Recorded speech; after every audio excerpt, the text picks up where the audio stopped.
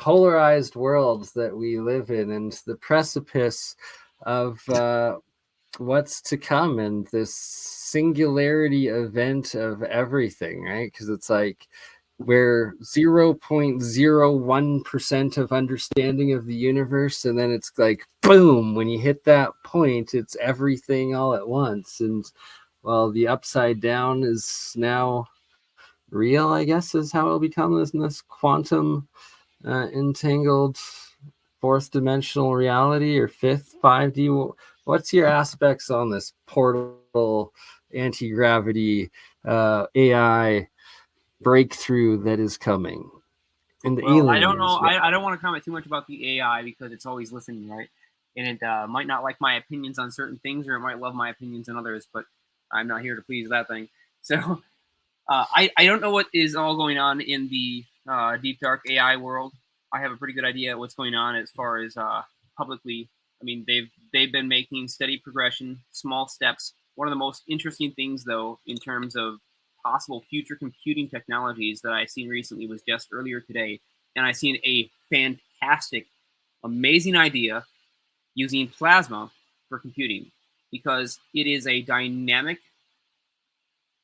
quasi-stable substance when it's electrified and when there are force vectors generated to cause a flow of charged particles. So plasma is absolutely phenomenal, and it could be used for far more than it's being used for right now. And the reason why I brought up that murky gray field underneath Stan Deo's wedding cake lifter earlier is because I wanted to talk about the possibility that we should consider that instead of thinking about it like a gray jelly-like field with nondescript characteristics, let's think about it like a cold plasma, a non-ionized plasma. Now that's going to be a super weird concept, but what it really is, when we think about the construct, sure sounds like an area of space where we have a huge amount of activity from virtual particles that are physically becoming real particles temporarily, and then recombining, and they're flying all over the place. So that makes that area of space-time virtually inaccessible to other fields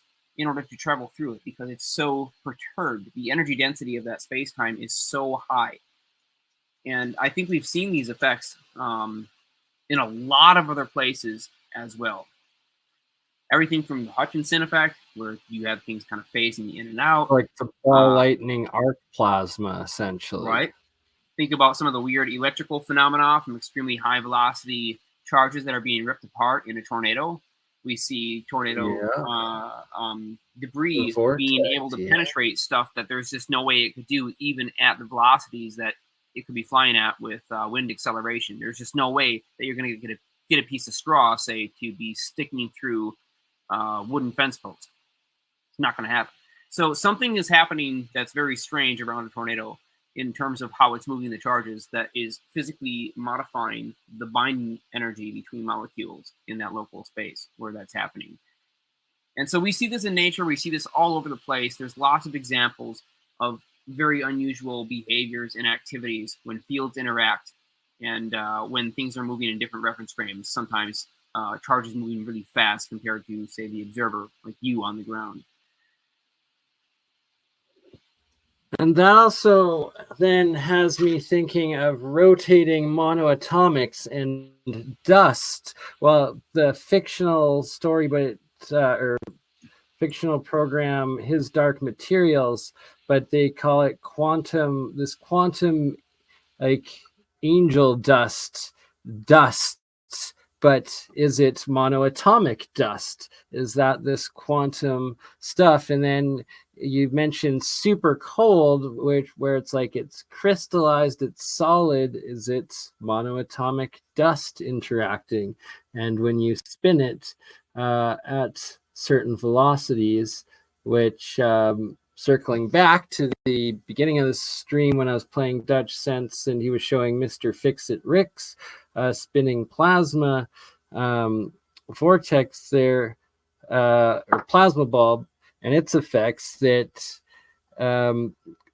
Mr. Rick Crammond on the Keshe Foundation Knowledge Seeker workshops has demonstrated one of their facilities where they were rotating 5 different monoatomics at several thousand RPM, and it appeared to create this bluish, grayish, hazy aura / field that was visible. So it's fascinating stuff here we're all bringing together.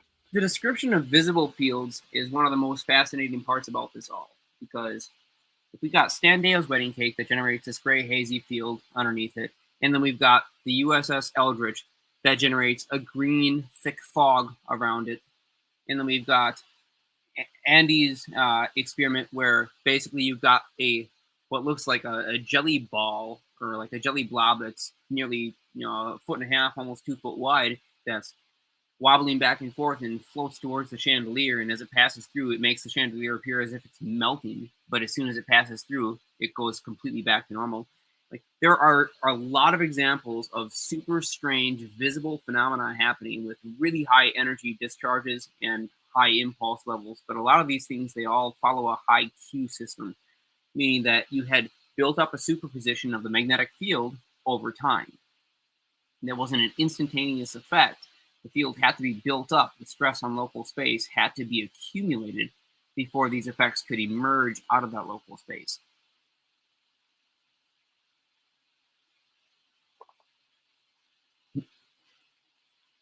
So a couple adjustments to the jars, looks like. So Anthony, plasma computing similar to optical computing? Absolutely, they're directly related categories. In fact, it sounds like you may have already found the video.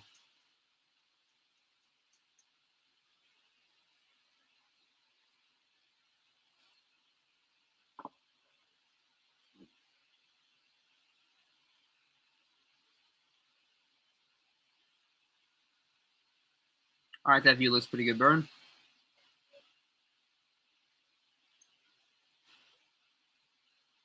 And there are a lot of other strange reports too. I mean, Tesla talked about in his lab notes seeing these luminous spherical floating objects around the room. He didn't describe them like ball lightning, not being brilliantly bright and hard to look at, but just like a hazy, luminous, spherical something floating around in different colors too. And this was also very, very interesting. And I think it goes right in concert with creating incredibly high field densities. It's like space is perturbed. It takes a period of time to restabilize, and it tends to drift around because there's generally an unbalanced charge or an unbalanced flux that takes place in the region where these things happen. So they tend to drift around and be pulled by wherever the balance of charge is to be found. What fascinates me is the tube and glass and jars in this charge density that you're speaking of, and the different effects when you put plasmas into them. Specifically, Walter Russell's work on it and the reported transmutations he was getting. Are you setting up to do any such experiments, my friend? Oh, yeah. Well, actually, I have a fun little experiment to talk about that I did when I was much younger. Had a fairly powerful neon sign transformer. I gutted the thing, took out the shunts, and I was getting roughly about 65 milliamps out of it, I think. I'm not sure how accurate my meter was at the time. It was one of the cheapies. But yeah, so this thing had a nice, hot, fat arc.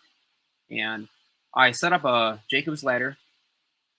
Basic, fun to play around with Jacob's ladder. And I had, as a kid would do when he's playing around with high voltage instruments and building things, still in middle school or whatnot, I stuck a stick in the flame in the arc across the terminals of the Jacob's ladder, and I realized that with that stick I could push the arc down the terminals and actually make it move against the direction it was going, or I could allow it to rise up. And I also noticed that if I balanced the stick right at its center point, or just slightly off center, that arc would hold it up, and it had an upwards pressure that was pushing on that stick, almost like there was a little breeze pushing on it. And it was much more significant than the amount of buoyancy that you would expect from heat. almost as if the arc had some physical density to it. But it was a hot plasma. And it turns out, yes, hot plasmas actually do have a physical density to them. They have a metallic state where they can even reflect light and scatter radio signals. So that's also a known phenomenon, particularly for Now, dark add projects. that though. Add that into the electrolysis aspect where you have it within the water, which is hydrogen and oxygen and your salt crystal mixed in, or your electrolyte crystal mixed in. And when you then form that hot plasma arc within the water, you're getting an exponential larger physical space density, as well as more physical atom matter to transmutate in your reactions. Yeah, that's also a good point, because I think it's interesting in the Keshe system and what you're playing around with, that the only possible plasma that you can have with the energy input and with the refractive index of the fluid massively affecting the rate flow of time around that region. So you're affecting it at a very, very tiny surface level, almost like a single layer, just at the boundary of where your metallic conductor and its oxides are forming and where the liquid is. And so there is actually a type of plasma that's going on there, an ion exchange that's constantly active. And it's not luminous. You can't see it visibly, but it does have the ability to, even beyond the point where it's producing bubbles, obscure light and change the refractive index of that fluid that it's in, which is just salt water in your case. So there is actually a plasma that's happening there right at the surface of the electrodes. It's interesting too, though, because it's low voltage and it's low energy and it's a constant current. So it's quite a bit different than the warp field effects that we were talking about. Yeah. And Keshe essentially states that all Ormus or GANs or monoatomic material is like an inactive plasma state, and then once you add charge to it, or like motion, rotation, whatnot, you activate it, and from there it starts producing the field and these superconductive over unity effects. Motion is definitely the key there. It seems to be the key for a lot of these systems. If we think about electromagnetism in terms of the way that those forces interact, we don't often consider how important it is that those fields be in the same place where they were originally positioned. If we physically move a system that's radiating electromagnetic waves back and forth along a certain axis, we change the way that those waves are being emitted. And it actually creates a third phenomena that has to do with time. So vibration, sound, ties into this heavily, and phonons, along with plasma and polaritons, can be combined to create the resonant frequency aspect. Right, exactly. Putting that resonant frequency, the sound EM into it, correct? A sound frequency, a resonant frequency? Well, you need a frequency that's going to operate well within the distance and spacing of your electrodes, and is going to be at least a harmonic of whatever molecular change that you're trying to make. So you want to try and stretch out the orbitals of the valence shells on the material that you're trying to affect as far as possible in order to rip the charges off.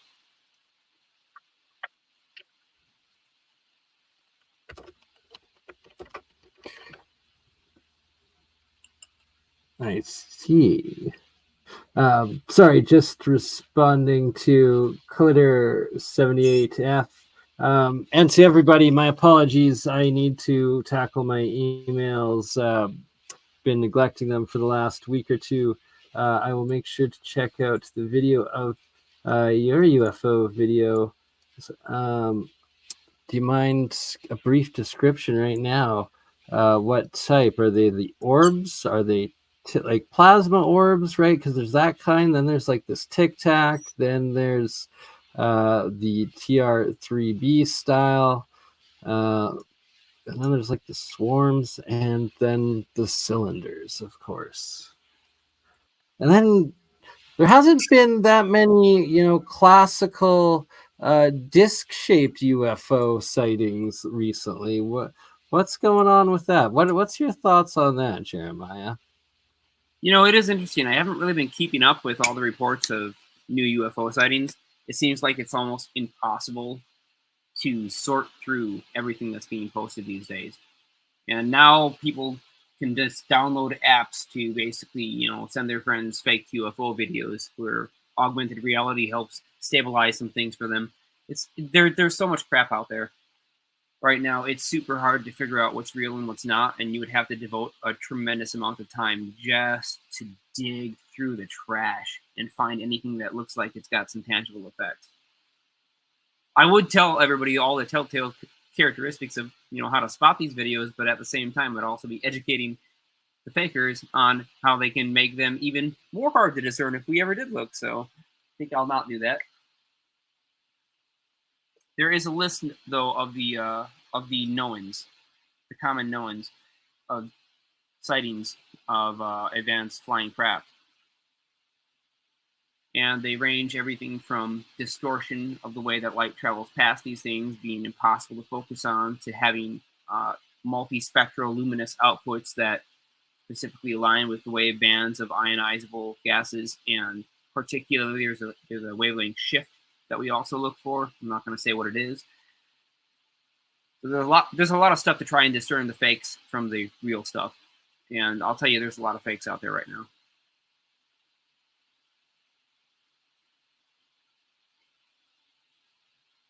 There we go. Sorry, computer was frozen while I was muted. Absolutely, there are. And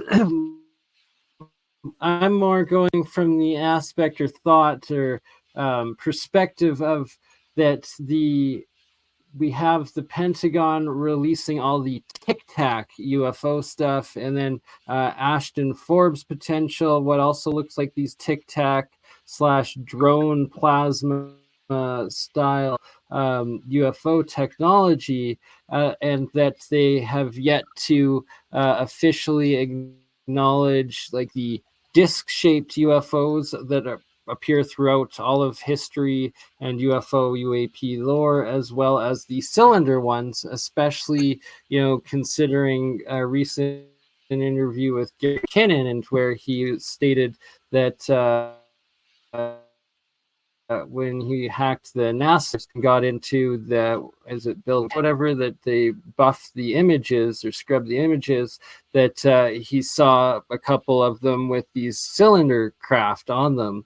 And it brings up, if this is clearly a controlled narrative sort of disclosure that they're doing, and that it seems that they're disclosing only their own higher technology and trying to disguise it as something else, while completely ignoring or covering up or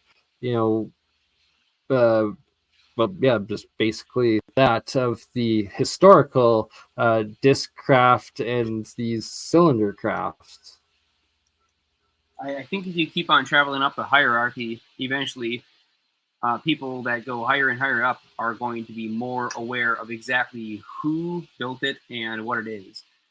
I know that we have extremely advanced craft here in the States that our own military developed at just the, your basic civilian to military level. And then there are, of course, dark projects, which go far beyond what we consider civil defense.